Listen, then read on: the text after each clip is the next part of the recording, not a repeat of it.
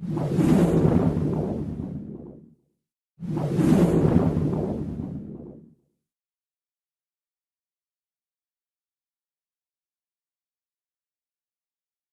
الله الرحمن الرحيم.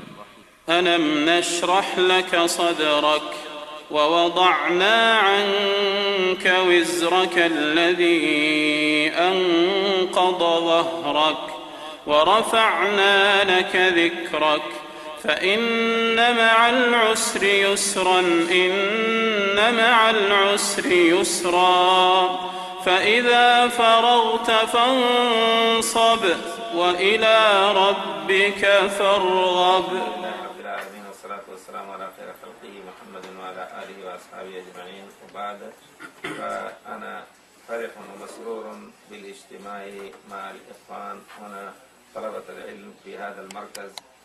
وفي الحقيقة مثل هذه الاجتماع لا شك فيه يعني إن شاء الله نستفيد ونفيد، والاجتماعات هذه التي يكون فيها مذاكرات العلمية أو مذاكرات ما يهم المجتمع ينبغي أن يكون على مستوى أكبر، طلبة مع الأساتذة أو أساتذة مع الأساتذة والأساتذة مع أهالي المنطقة في المساجد وغيره حتى يحلوا المشاكل في الحقيقة. على كل حال هذا الاجتماع وأنا أرجو من الله تبارك وتعالى أن يكون مفيدا لنا، وكما قال عرفنا أننا ما جينا لنتعلم في هذا إلا لله عز وجل، ما تريدنا وراء الدنيا خالصة. نعم، إذا كان أحد يريد بأي دراسة إن شاء الله، دراسة دينية أو دراسة دنيوية إن شاء الله يريد به خدمة دين الله تعالى، خدمة الإسلام، وأن يتكسب وراءه ما يعيش به إن شاء الله لا يضيع أجره، لأن النبي صلى الله عليه وسلم كان يجاهد في سبيل الله ويقول جعل رزقي تحت ظل رمحي. فلا تظنوا أنكم يضيع أجركم إذا قصدتم إن شاء الله وراء الطلب العلم الشرعي، التكسب للعيش أيضا إن شاء الله. فنصلح نيتنا أننا إن شاء الله نطلب لله ونريد وراءه ما نعيش به حتى نقوم لله تبارك وتعالى بالدعوة. Alhamdulillah, le chef nous dit qu'il est extrêmement heureux de voir cette réunion d'élèves ici dans ce centre, dans le but donc d'apprendre la science religieuse et la langue arabe. Et il dit que la participation à de telles assemblées est très importante afin que l'on puisse apprendre, afin que l'on puisse tirer des leçons et afin que l'on puisse à la fin apporter des bénéfices et être aussi donc productif pour les autres. Et que ce genre de réunion est important et qu'il se doit d'y avoir des réunions entre les élèves ou bien entre les professeurs et les responsables de mosquées ou autres, dans le but d'apporter des solutions aux problèmes que l'on peut rencontrer. Sinon, si on est venu ici aujourd'hui, ou bien pour ceux qui étudient ici ou ailleurs, ne pas oublier que l'objectif principal dans l'apprentissage de la science, c'est la satisfaction d'Allah Azza wa Jal, c'est le fait de vouloir être au service d'Allah subhanahu wa ta'ala, de l'islam et des musulmans, et aussi un moyen pour, entre guillemets, gagner sa vie. Car le prophète, alayhi salatu wasalam, lorsqu'il allait combattre, il disait que ma subsistance a été déterminée sous l'ombre de ma lance. Sous l'ombre de ma lance. Donc ça faisait référence au butin après la bataille. Donc le combat était une cause pour obtenir le butin. Donc c'était une des récompenses, entre guillemets, de l'action. Donc ce qui veut dire que l'apprentissage, il a beaucoup de mérite et beaucoup de bénéfices, que ce soit dans l'au-delà avec Allah Azza wa Jalla sa récompense, ou même ici-bas au niveau de la subsistance. ثم لا شك أن أي عمل من الإنسان إما أن يتعلم وإما أن يكون قد تعلم ودخل في العمل يحتاج منه الجد والكد. هذا أول ما ينبغي أن نؤمن به، والدنيا قائمة على هذا. إذا لم تجتهد في تعلم أي علم، الآن لو أردت أن تتعلم كمبيوتر الحاسب، كذلك لو ذهبت تتعلم الانجينيرنج للسيارات أو أي عمل لابد أن تجتهد. وقد خلق الله تبارك وتعالى الناس مختلفين، أنا وفلان دخلنا مع بعض، لكن زميلي قد يكون أذكى وقد يكون أكثر فرصة للجد والاجتهاد، فيأخذ الشهادة في هذا الباب في خلال سنة، وأنا ربما ما أقدر أن أستوعب، يأخذ مني سنة ثانية. فهل أترك التعلم؟ أبدا، لا يجوز أن نترك، ويجب علينا أن نكد ونجتهد في الدراسة. وأول جهد ينبغي أن يكون في فهم المواد في داخل الفصول. الآن تدرس كتب، ما هو كده تدرس، فألا يمكن أن تأتي أنت قبل ما تأتي في الفصل؟ هذا من أهم ما يكون لفهم الطالب، أن يكون قبل أن يأتي في الفصل ويأخذ اليوم مثلا الدرس رقم 1، فقبل ما يأتي من الممكن أن يجلس مع طالب ذكي ويقول تعال نراجع، نفهم شيء من هذا حتى نذهب إلى الأستاذ فيفهمنا زيادة. فنحن على الأقل يعني إن شاء الله المراحل تترقى، في بعض الأحيان تفهم يمكن 75%، لو لم تفهم إلا 20% هذا يكفي. ثم تذهب في الفصل وتطلب من الأستاذ الجزء الذي ما فهمت أن يركز ويعتني بتفهيمه أكثر. ثم إذا قمت من الفصل أيضا لا تراجع وحدك، الأفضل أن يكون بين 2 أو 3 يجلس كلهم.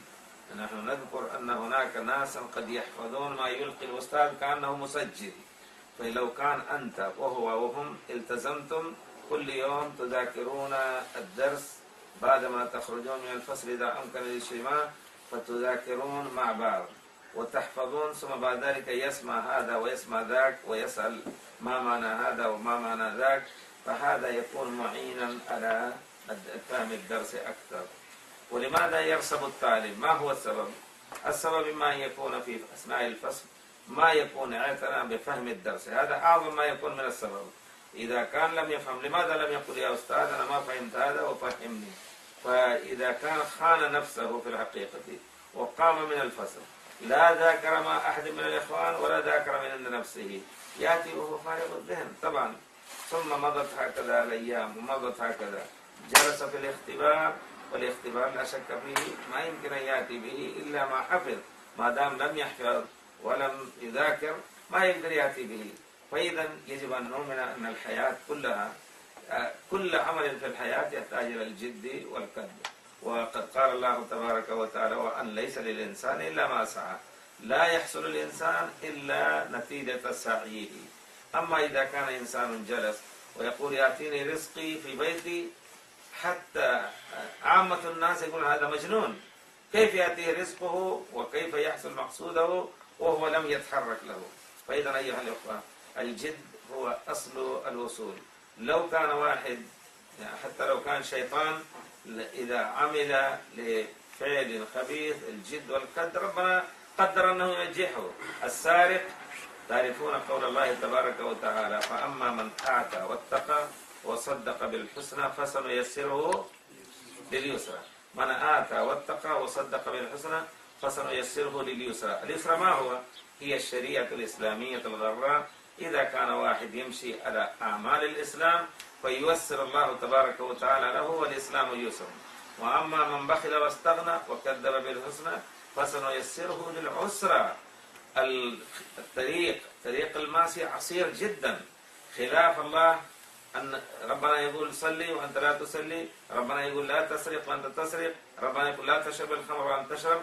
هذا صعب جدا في الحقيقة، لأنه قد يكون الإنسان يختفي بهذا ولا يظهر أمام الناس أشياء كثيرة. السرقة ما يحصل أمام الناس، كذلك الزنا وغيرها، هذا عسير جدا. يتحين الفرصة ويخرج الإنسان فرصة حتى يجد فرصة، لكن ربنا ييسر حتى هذا. لماذا؟ لأجل الجد، لأن الإنسان خلق مختارا وليس مضطرا على العمل، فالله أعطاه الاختيار والقوة إذا اختار اليمين وإذا اختار اليسار وهديناه النجدين. فنقول إن اليسرى والعسرى، حتى العسرى الأعمال العسيرة جدا التي هي المعاصي ربنا ييسر له.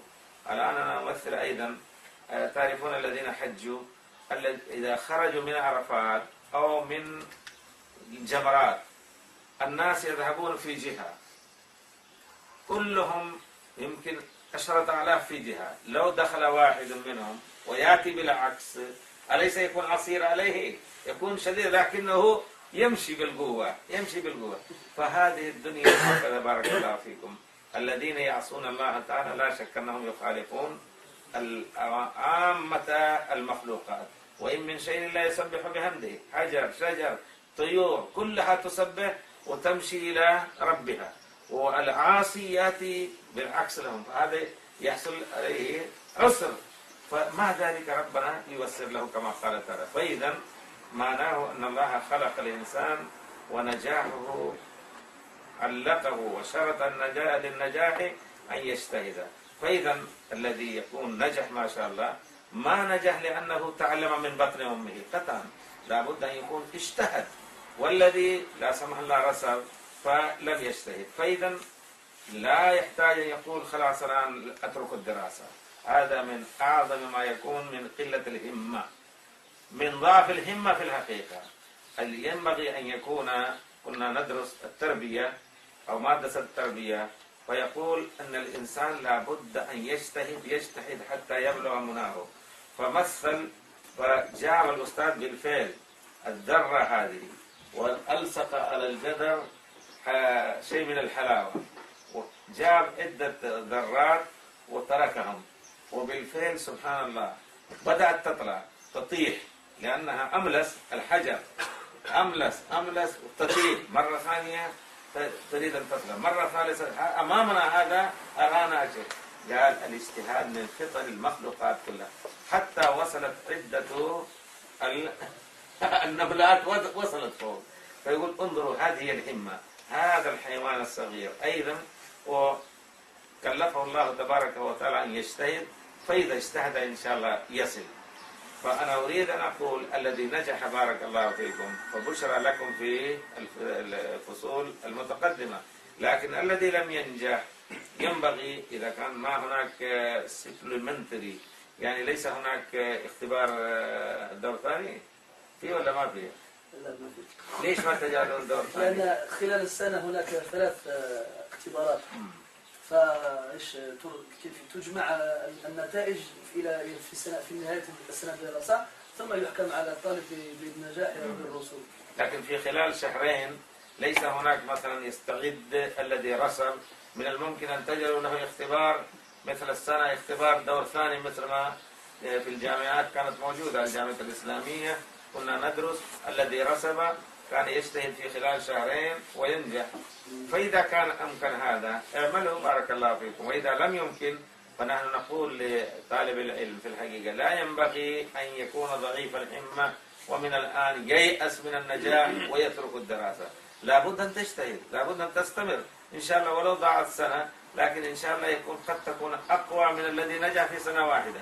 إذا جئت واجتهدت مرة ثانية في المواد تكون أقوى من الذي نجح في سنة واحدة.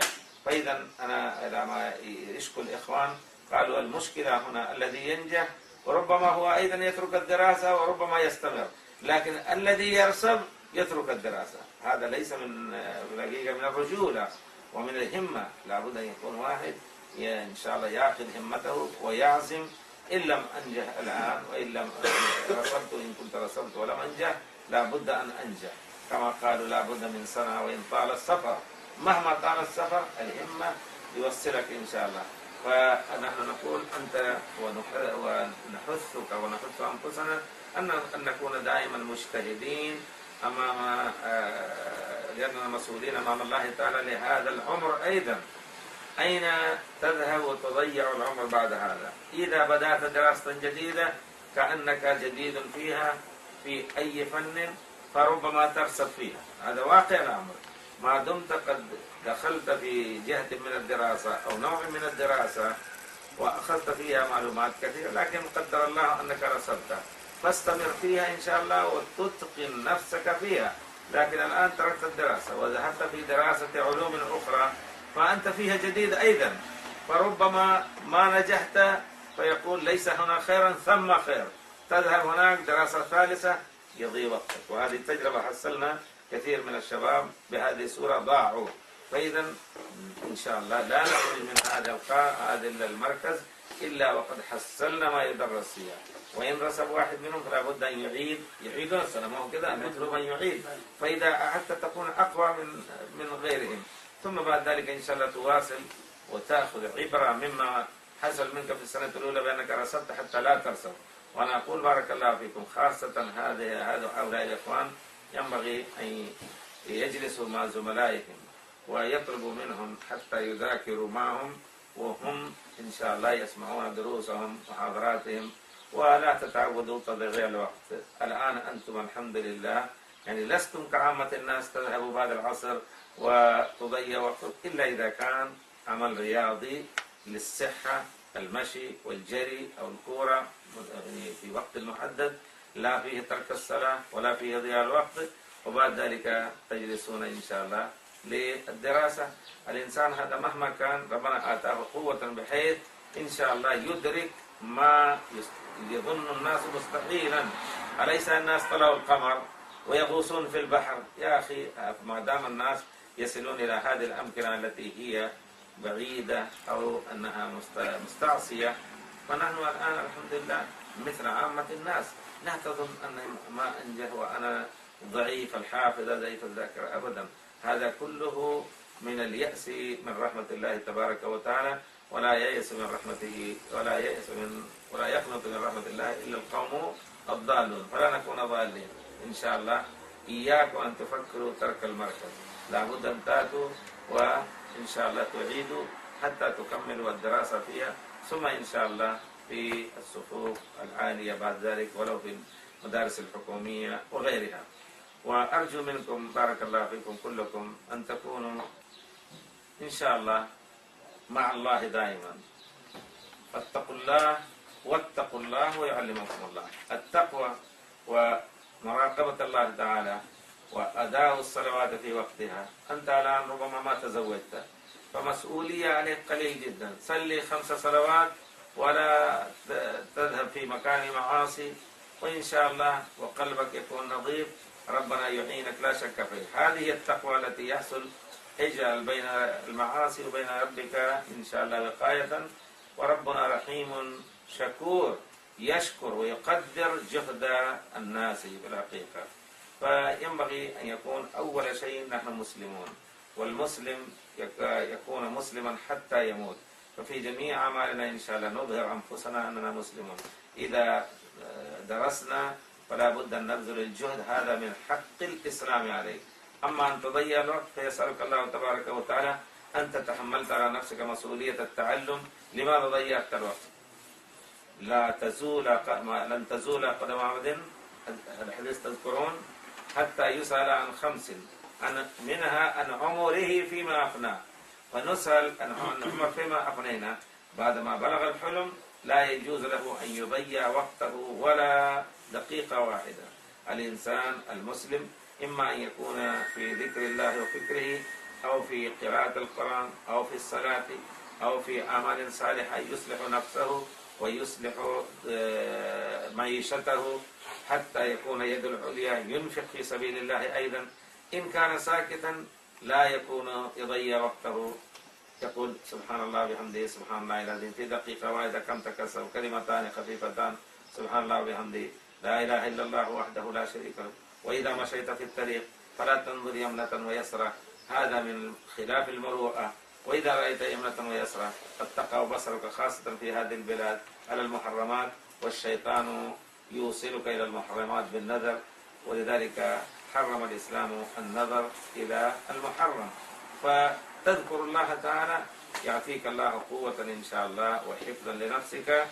فالصلوات في وقتها إن شاء الله، هذا يجب علينا أن لو تركنا جميع أعمالنا، لكن الصلوات كانت للمؤمنين كتابا موقوتا، يجب أن نؤدي الصلوات في أوقاتها. ثم قد يكون هناك عليك واجبات من طرف والدك وأمك وإخوانك، هذه أيضا حقوق بعد حقوق الله تبارك وتعالى. لا بد أن نعرف المسؤولية ونكون إن شاء الله مثل الساعة، كل قطعة منها يعمل عملها، فنكون لا نخون لا الدولة نفسها في الأمور التي أمور والإشارات، حتى هذه ديانات في الحقيقة. لا تقطع الإشارة إذا كانت إشارة حمراء، هذا من ديانتك أنت ودينك. المسلم لا يخون الذي اصطلح الناس عليه وهو في صالحهم. فجميع أمورك أظهر نفسك مسلم كما قال الله تعالى: ولا تموتن إلا وأنتم مسلمون. كل حركاتك وسكناتك في ضوء الإسلام، ويكون لا تحقير لأحد ولا مخاصمة مع أحد. حتى لو لقيت أمامك وهو ليس مسلم، ففي الغالب هم يضحكون لك، اضحك لهم. هذا من مبادلة الخير بالخير. المسلم يبذل الخير، وإذا كان يلزم أن تساعده أيضا ولو كان غير مسلما، فهذه كلها أمور مما يدخل في التقوى في الحقيقة. كل ما يرضي الله تبارك وتعالى فهو يقيك إن شاء الله من مسارع السوء. صناعي المعروف كما جاء في الحديث الصحيح: صناعي المعروف تقيك من مسارع السوء. فإذا عملت المعروف فيما بينك وبين الله وفيما بينك وبين الخلق إن شاء الله، فالله تبارك وتعالى لا يوقعك في مساءة ولا في السيئات، ويعينك على تجنب السيئات. والطاعات هي التي تكون سببا لزيادة العلم، كما قال وكيع: شكوت إلى كما قال وكيع: شكوت إلى وكيع من سوء حفظي فأوصاني إلى ترك المعاصي. قال: اترك المعاصي وتكون إن شاء الله يبارك الله في علمك، فإن العلم نور من إله. العلم هذا نور من الإله الله، ولا يعطى ولا إيش؟ فإن العلم نور من إله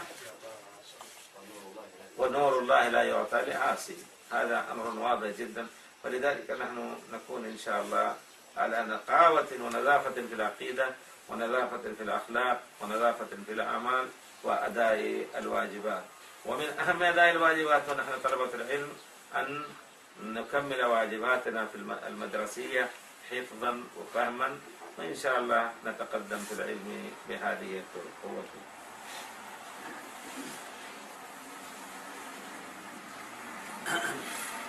Donc, tous les êtres humains ici-bas apprennent et fournissent des efforts dans cela. Même si c'est difficile, ils retroussent leurs manches et affrontent ces difficultés dans le but d'arriver à leurs objectifs. On voit les ingénieurs aujourd'hui, que ce soit dans les ordinateurs ou bien ceux qui dessinent les plans des maisons ou encore les voitures et ainsi de suite. Donc chaque personne, quelle que soit sa profession, quelle que soit sa tendance, pour arriver à cette finalité, elle est obligée forcément de s'exposer à des difficultés qu'il va surmonter en fournissant des efforts. Donc faire des efforts est primordial dans l'obtention de la science. Et on trouve que les gens ils diffèrent dans leur façon de comprendre les choses, dans leur façon d'apprendre les choses. Quand on est dans une classe, différents élèves, il y en a parmi eux qui écoutent le professeur dire une chose une fois, ils l'apprennent, ils la comprennent et l'assimilent. Alors que pendant ce temps, il y en a d'autres qui doivent l'écouter plusieurs fois, l'écrire plusieurs fois, le répéter plusieurs fois pour enfin l'apprendre et le comprendre. C'est pour ça que on trouve des gens qui arrivent du premier coup et qui passent dans l'année suivante, alors qu'il y en a qui ont du mal et qui doivent des fois recommencer la même année plusieurs fois. Donc, le premier des efforts à fournir en tant qu'élève, lorsqu'on prend des cours, c'est d'essayer de comprendre le cours qui va avoir lieu dans la classe. Donc, soit être attentif pendant que le professeur il explique, sinon, quand on connaît le sujet du cours qui va avoir lieu, on se réunit avec les élèves, les camarades de classe, et on essaye d'avoir une vue d'ensemble sur le cours. On essaye de comprendre de soi-même ce qui va être enseigné. Et en général, on ne va pas réussir à tout retenir ou bien tout comprendre, mais au moins on aura gagné du temps et on pourra demander au professeur de nous expliquer ce qui nous a paru confus ou encore de nous approfondir et de nous éclaircir ce qu'on a cru comprendre. Et là, on verra que la compréhension du cours sera beaucoup plus simple et beaucoup plus claire. Ensuite, concernant, ça c'est ce qu'il y a avant le cours et pendant, et concernant ce qu'il y a après le cours, donc il est important à ce que les élèves se réunissent entre eux, après le cours si possible dans le même endroit, pour réviser ensemble le cours. pour que chacun il donne, entre guillemets, avec ses mots ce qu'il a compris du cours, et peut-être qu'à travers cette façon de faire, il apportera aux autres élèves des choses qui lui sont passées donc, au-dessus des oreilles plutôt. Ça leur permet aussi d'apprendre ensemble ce qui a été dit et de se le réciter. Donc on révise ensemble, on apprend ensemble et on se récite les uns aux autres. Comme ça, on est sûr que le cours a bien été acté. Et on remarque donc dans toutes les classes, de toutes les écoles du monde, il y en a. Je peux en avoir un moi aussi? moi aussi. لا بس أنا أيضا.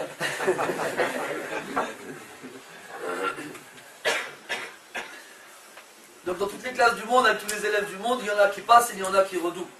Donc il faut voir pourquoi est-ce que les gens ils redoublent. Et on remarque en général que c'est dû au fait que... Ramène un pas trop fort.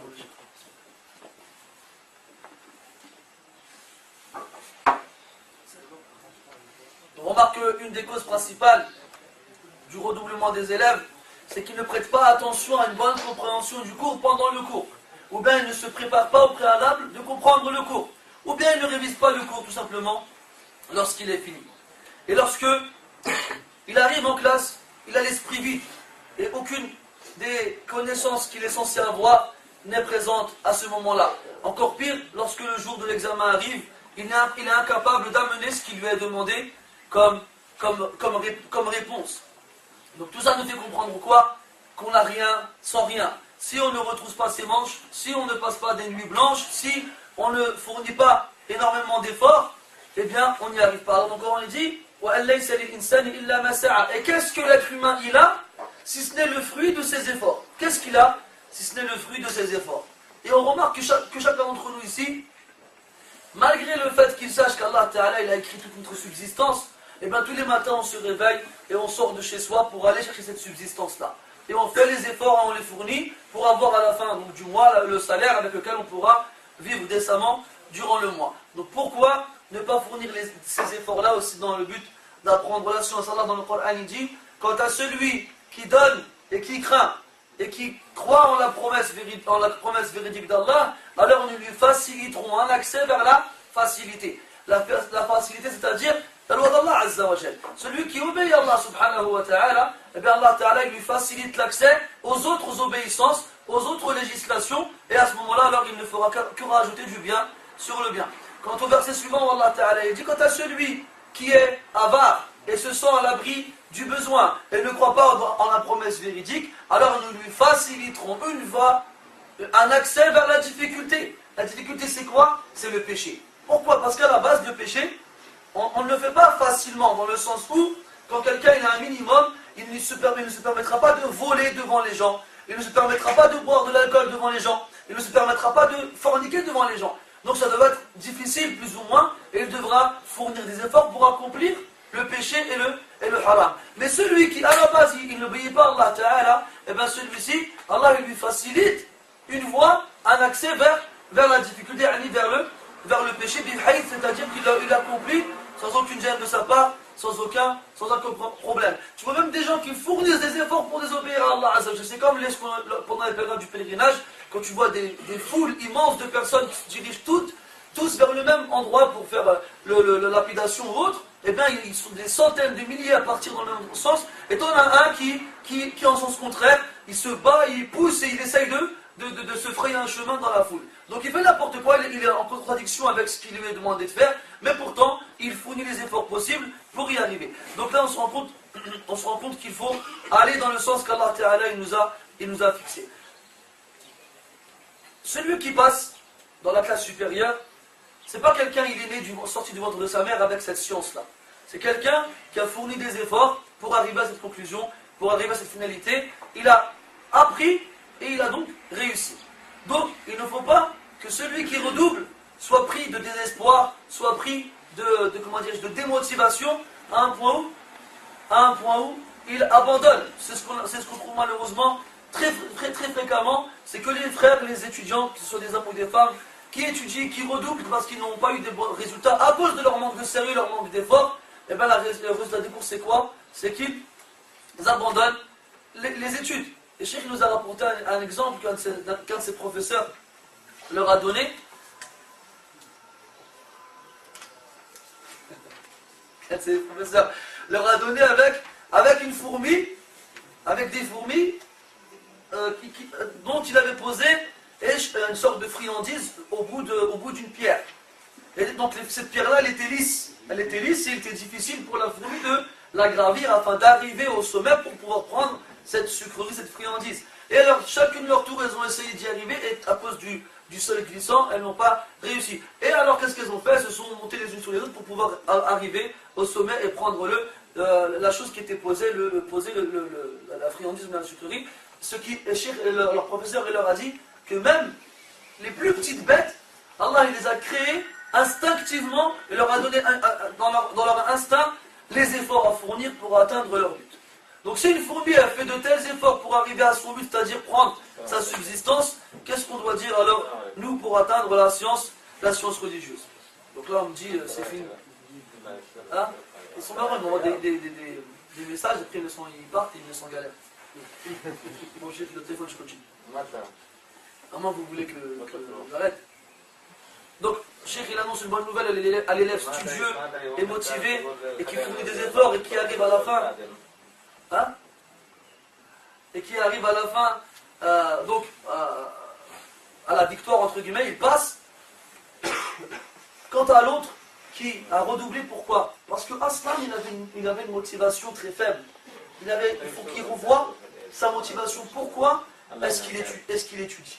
Qu'ils se disent, quand il redouble, que c'est une occasion pour lui de recommencer cette année-là, dans laquelle il sera forcément plus fort que ce qu'il était aujourd'hui, parce qu'il va avoir une occasion de redoubler.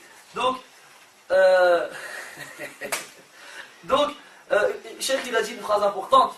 Il a dit ce n'est pas un caractère d'homme d'abandonner lorsqu'on est confronté à un échec. L'homme, al-rujula, comment traduire en français, la virilité? Ouais, la virilité qui est l'objectif de chacun d'entre nous, c'est lorsqu'on est confronté à un échec, de ne pas abandonner, de ne pas baisser. Si toi tu abandonnes ici, tu te dis bon écoute ce centre ne me convient pas, ces cours ne me conviennent pas, je vais m'inscrire dans un autre centre avec d'autres matières. Donc là pour toi c'est nouveau ici ce que tu apprends aujourd'hui. Donc tu n'y arrives pas parce que tu n'as pas été sérieux.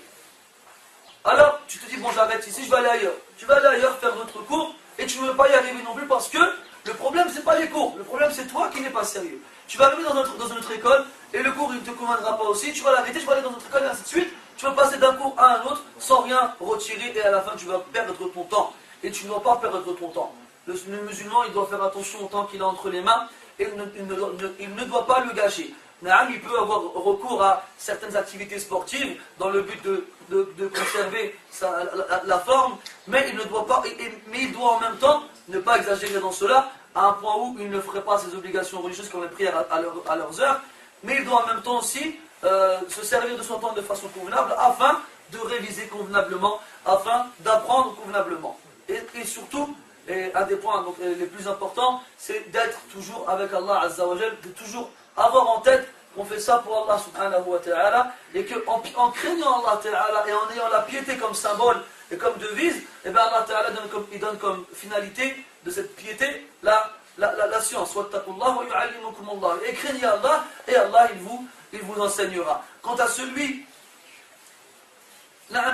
qui aujourd'hui il est jeune, il voit le cheikh, vous êtes jeune, donc il se dit que vous n'êtes peut-être pas marié. Celui qui n'est pas marié, il n'a pas beaucoup de responsabilités, et il n'a donc pas beaucoup de temps, il a beaucoup de temps devant lui, donc il se sert de cette occasion, de cette occasion na'am, et qu'il s'en sert dans le bien, et qu'il profite de son temps. Et aussi, qu'on n'oublie pas que nous sommes des musulmans et qu'Allah nous a ordonné de le craindre, et de ne mourir qu'en étant musulmans. Donc il faut que nous montrions notre islam à travers nos actes dans n'importe quelle situation. Il faut que nous soyons des musulmans dans chacun des rapports que l'on a avec les autres. Le prophète sallallahu alayhi wa sallam nous a informé que dans le hadith, que les pieds d'une personne ne glisseront vers l'endroit définitif où ils seront, qu'après qu'ils soient interrogés sur 5 choses.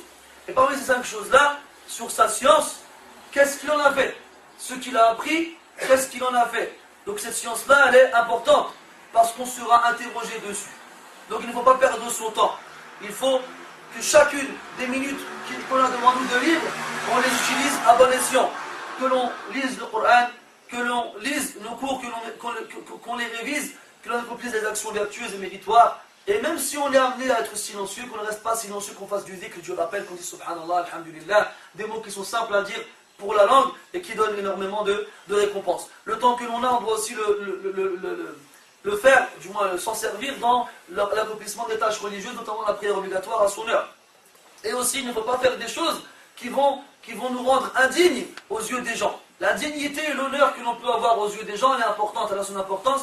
Il ne faut pas accomplir des choses qui pourraient la détruire aux yeux des autres. Comme le fait, quand on est dans la rue, de regarder partout. Le fait de regarder partout, ce n'est pas un signe de la dignité du musulman. Le musulman, il baisse le